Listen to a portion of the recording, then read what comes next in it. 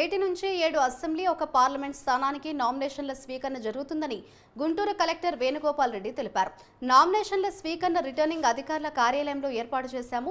ఈ నెల 25వ తేదీ వరకు నామినేషన్ల స్వీకరణ ఉంటుందని వేణుగోపాల్ రెడ్డి తెలిపారు. అలాగే సెలవు రోజుల్లో నామినేషన్లు స్వీకరించబడవని అన్నారు.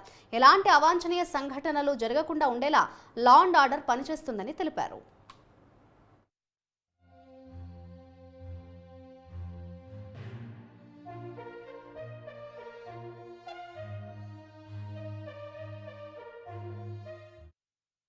ఉంటారో ఆ ప్రదేశంలో మాత్రమే ఉదయం 11 గంటల నుంచి సాయంత్రం 3 గంటల వరకు ఈ నామినేషన్స్ తీసుకుంటారు.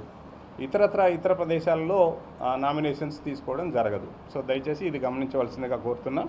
అలానే కొన్ని రెస్ట్రిక్షన్స్ ఉంటాయి.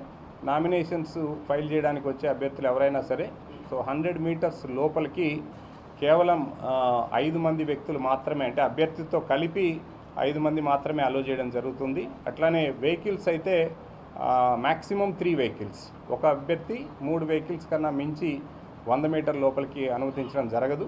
సో కాబట్టి దానికి సంబంధించిన ఏర్పాట్లు కూడా ఒక డిఎస్పీ క్యాడర్ ఆఫీసర్ పర్యవేక్షిస్తూ ఉంటారు. సో ఇది దయచేసి అందరూ గుర్తుంచుకోవాల్సినటువంటి అంశం.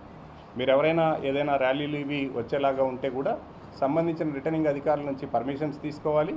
సో అవి కూడాను 100 మీటర్స్ పరిధి లోపలికి రావడానికి లేదు. సో నేను ఇంతకుముందు చెప్పినట్టుగా కేవలం 5 మంది వ్యక్తుల్ని 3 వెహికల్స్ మాత్రమే లోపలికి అనుమతించడం జరుగుతుంది.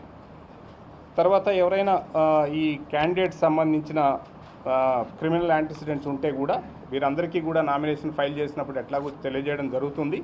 వారు తప్పనిసరిగా 3 సార్లు పబ్లికేషన్ కూడా చేయాల్సి ఉంటుంది. 3 టైమ్స్ ఆ యాంటిసిడెంట్ సంబంధించిన వివరాలన్నీ కూడా టీవీలో కూడా తెలియజేయాల్సి ఉంటుంది. ఇప్పటికీ దీని తర్వాత మనకు సింబల్ అలాట్మెంట్ సంబంధించిన కూడా దాదాపుగా 193 symbols election commission of India ఇప్పటికే ఫ్రీ సింబల్స్గా ఇచ్చారు. సో ఇవన్నీ కూడా అందజేయడం జరుగుతుంది. ఎక్కడైతే నోటిఫై చేసి ఉంటారో ఆ ప్రదేశంలో మాత్రమే ఉదయం 11 గంటల నుంచి సాయంత్రం 3 గంటల వరకు ఈ నామినేషన్స్ తీసుకుంటారు.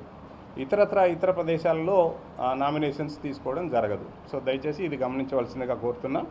అలానే కొన్ని రెస్ట్రిక్షన్స్ ఉంటాయి.